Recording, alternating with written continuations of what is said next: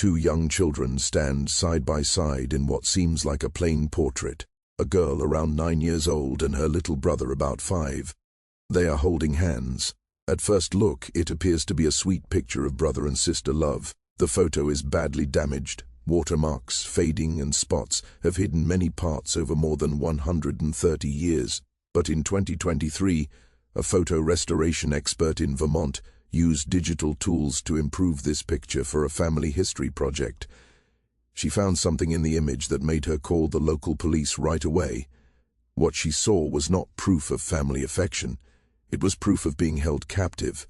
This was not a picture of two kids posing together. It was a photo of a kidnapped girl, and the small boy she had to act like was her brother. If you want to learn how a simple family picture from 1890 became proof in one of the most upsetting child kidnapping cases of the 1800s, and what the restoration showed about these kids' sad end, like and subscribe now.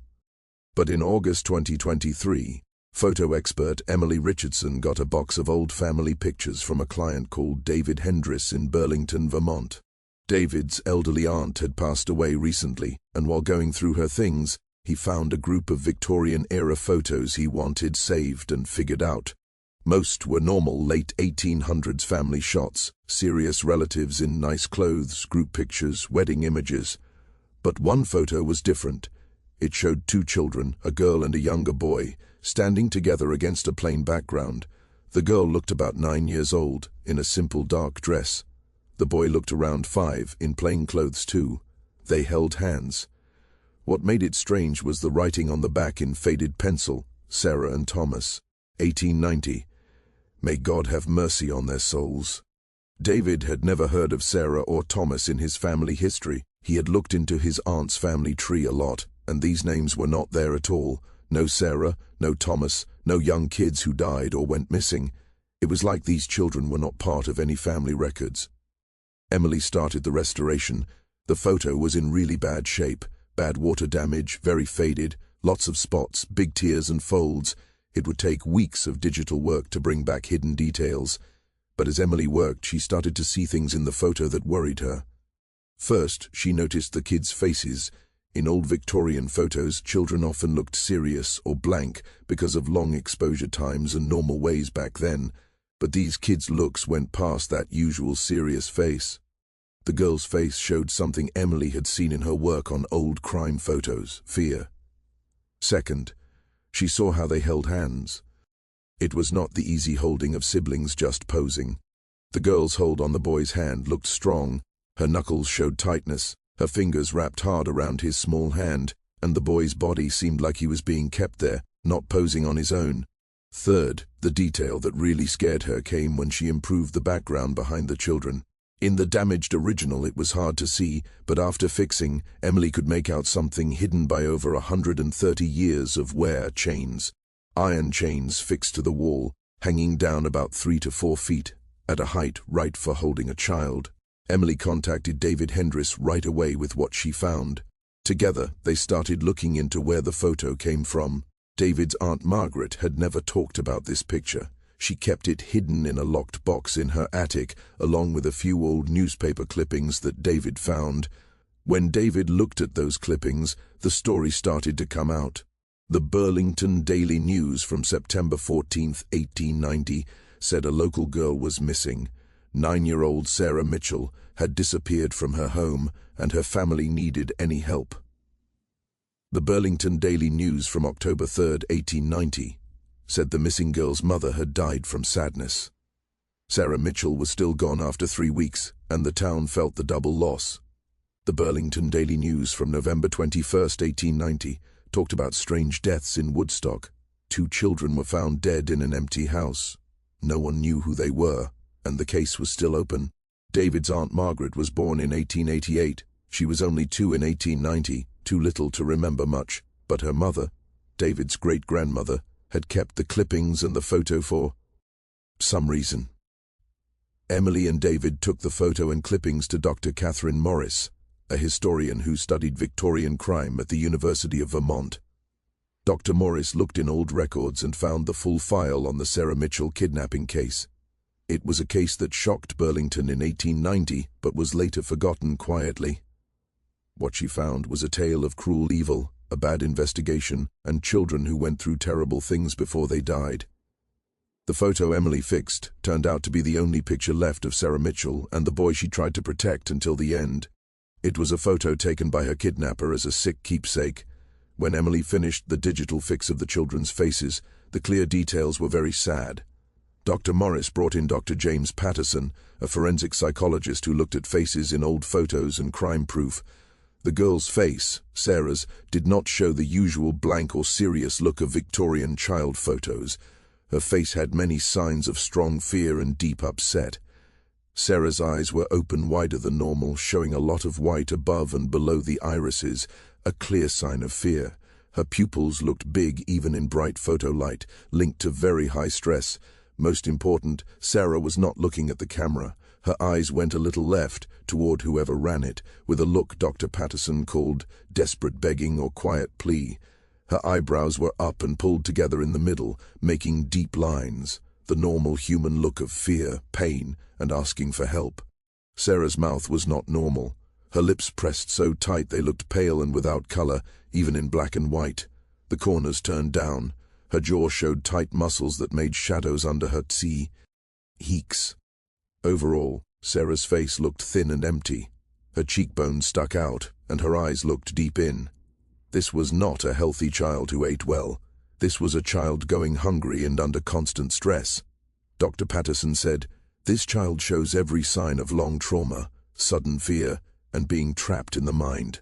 This is not a child scared just for a moment during a photo. This is a child living in ongoing terror who has faced bad treatment for weeks or months. The tight face muscles, eye look, and body show a child who knows she is in danger right now and tries hard to tell that to anyone who might see this picture." But the saddest part came when Emily looked at Sarah's eyes under high zoom. In the reflection of her big pupils, Emily saw a faint shape of the person behind the camera. A tall, grown man holding something long and thin in his right hand.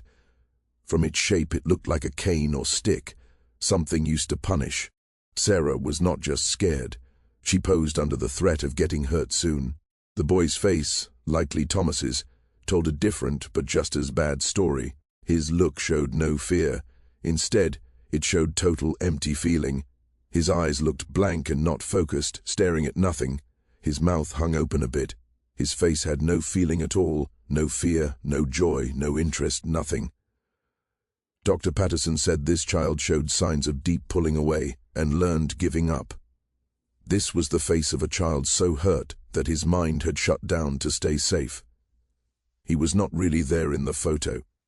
His mind had gone away to escape the horror. This much pulling away in such a young child meant long and very bad treatment. The boy also looked very thin and sick. His face was like bones. His eyes deep in holes. His skin looked loose on his face. When Emily improved the kids' clothes and any skin showing, even worse things came out. Both kids' clothes looked dirty and not the right size. Nothing like the clean, pressed clothes in normal Victorian portraits. Sarah's dress had stains around the collar and sleeves, maybe blood or other fluids. Both kids' hands and wrists showed marks, straight shadows that looked like marks from ropes or chains. The boy's neck had what seemed like bruises, dark spots on his skin. Both were so thin it hurt to see. Their wrists and hands showed bones sticking out with no healthy skin. This was not a picture of cared-for children. It was a picture of two kids being hurt, starved, and held back. The photo recorded their pain. What turned the image from scary to real crime proof was what Emily found in the background. In the old damaged photo, the background looked like a plain dark wall, normal for old photo setups. But as Emily fixed watermarks, brought back color, and made contrast better, the background showed something awful. The wall was not a photo studio wall. It was a real room wall, likely a basement or cellar. From the stone or brick look, fixed on that wall about 4 to 5 feet up, at a height good for a standing child, were iron holds. Emily asked Dr. Robert Hayes, a historian of 1800s buildings and items, to say what it was. Dr. Hayes said these were iron wall chains or shackles often used in the 1800s to hold prisoners or people seen as mentally ill. They had iron pieces bolted to the wall with heavy chains ending in cuffs. The size and place in the photo fit holes made for children or small people. The holes were clear in the improved picture, heavy iron pieces on a stone or brick wall with chains, hanging down about 3 to 4 feet. The chains looked used, worn, dark, with rust. Most upsetting, when Emily looked at the floor under the chains, she saw dark marks, uneven spots on the stone or wood floor that looked like something had soaked in over time. The marks fit with body fluids, blood, or signs of people kept there long while tied. As Emily kept improving the background, more room details came out.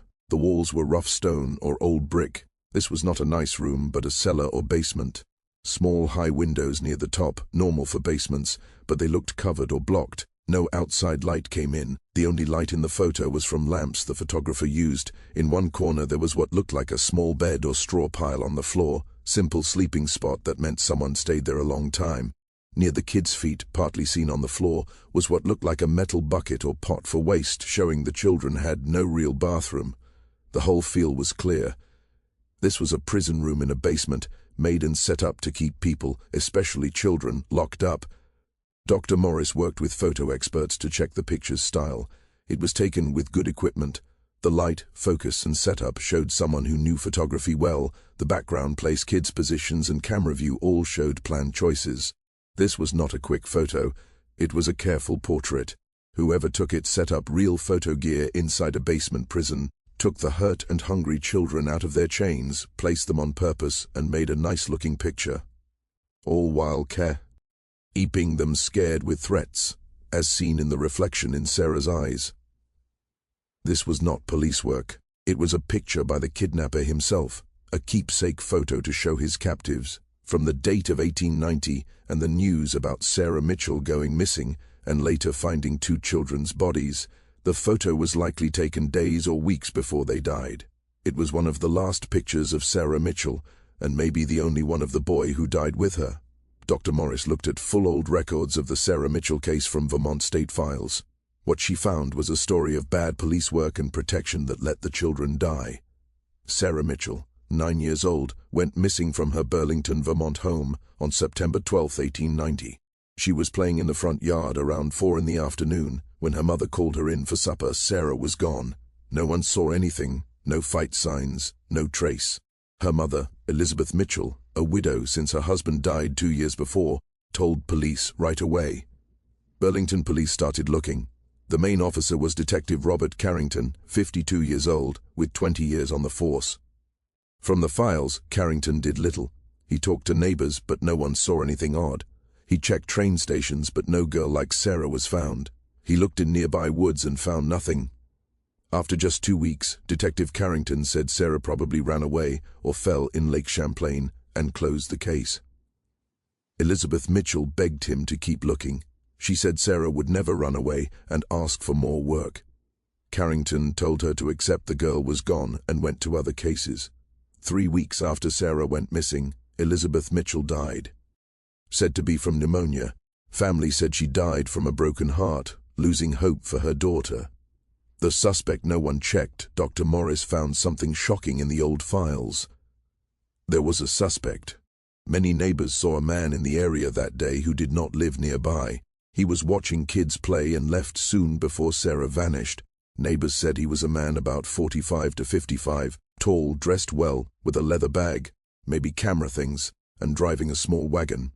One neighbor even wrote the wagon number and gave it to police.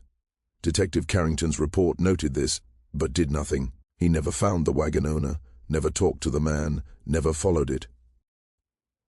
Dr. Morris found why in another old book, the Burlington Social Register for 1890. The wagon belonged to Harold Peton, 51 years old. A rich local businessman and hobby photographer, Peton was important in Burlington society. He was on business boards, in the town council, and gave money to the police. He was also a friend and work partner of Detective Robert Carrington. Carrington protected his friend by not checking the only good clue in Sarah Mitchell's case. On November 20th, 1890, more than 2 months after Sarah vanished, workers found an empty house in the woods near Woodstock, Vermont, about 60 miles from Burlington. In the basement they found 2 children's bodies, a girl about 9 or 10, and a boy about 5 or 6. Both died from hunger and cold. Both had signs of long abuse, old scars, healed breaks, and clear hunger marks. Both had rope or chain marks on wrists and ankles. The boy was never named. He is still called the unknown child of Woodstock 1890 in records. The girl was named Sarah Mitchell, later through a chill mark on her left shoulder her mother had told about. Police looked at Harold Peton's link to the empty house and found he bought the place 6 months before Sarah went missing, using a fake name. But Harold Peton was never arrested, never charged, never asked in public. Why? Detective Carrington, the same one who ignored Peton when Sarah vanished, was put on the death case. Carrington said there was not enough proof to connect Peton and closed the case as killing by someone unknown. Harold Peton died in his bed in 1903 at 64, remembered as a good community man. He got away with it. Dr. Morris's last find explained why the photo was there and showed an even darker fact. While looking into Peton's past, she found sealed records open only recently. Harold Peton was not working alone, he was part of a group. In the 1880s and 1890s, a hidden group of rich men did what they called child collection, taking, hurting, and using children. These men were businessmen, leaders, workers, and respected people who used money and friends to cover for each other and keep going. They talked through secret ads in some papers. They shared photos of victims. They even went to each other's places to join in the hurt. The photo of Sarah and the unknown boy was not just Peton's private keepsake, it was like a card to trade. Dr. Morris found proof Peton made many copies of the photo using a printing way common in the 1890s. He sent these copies to others in the group through secret mail. The photo did a few things, showed his victims to others, proved he could get kids and his place in the group, and was something to trade or keep as a memory of his acts. The writing on the back, Sarah and Theth, Omas 1890, may God have mercy on their souls, was not by Peton. Someone else added it later. Dr. Morris traced how the photo got to David's family and found a sad truth. David's great-great-grandmother, Martha Hendris, was Elizabeth Mitchell's best friend. When Elizabeth died, Martha promised to keep looking for answers about Sarah. In 1903, when Harold Peton died, Martha heard from talk that he was the main suspect in Sarah's case, though never said public. Martha asked Peton's housekeeper, who was cleaning his house, if there was anything about Sarah Mitchell. The housekeeper, who long thought her boss did bad things, quietly gave Martha a box of photos she found hidden in Peton's room. Inside were many photos of children, all showing abuse signs, all in similar basement places. The housekeeper told Martha to burn them all, calling them evil work. Martha kept only one photo, the one of Sarah Mitchell. She wrote the note on the back, "May God have mercy on their souls," and locked it away with the news clippings about Sarah's going missing and death. Martha never showed the photo to anyone. She could not look at it, but she could not throw it away. It was the only picture of her friend's daughter. Proof Sarah lived and proof she hurt. The photo went from mother to daughter, David's grandmother, then to Margaret, David's aunt. Each kept it hidden. Each could not look but could not destroy it. Until 2023, when David, not knowing the story, sent it to be fixed. And finally, 133 years later, the truth came out. From Dr. Morris's work and Emily's restoration, the Vermont State Police opened the Sarah Mitchell case again in recent years as a old cold case look. While Harold Peton is dead long ago and past punishment, the new look has started bigger questions into the hidden group he was in. Researchers now work to name other victims from photos in different records and to record the full size of the group's crimes. Sarah Mitchell and the unknown boy she died with are now remembered at the Vermont Children's Memorial in Burlington. A plaque says, "Sarah Mitchell, 1881 to 1890, and an unknown boy who died with her, victims of evil that hid behind good looks. May they rest in peace and may their pain never be forgotten." The photo itself is now with the Vermont Historical Society, where it helps teach about keeping children safe, power used wrong, and why we must believe and protect kids who need help.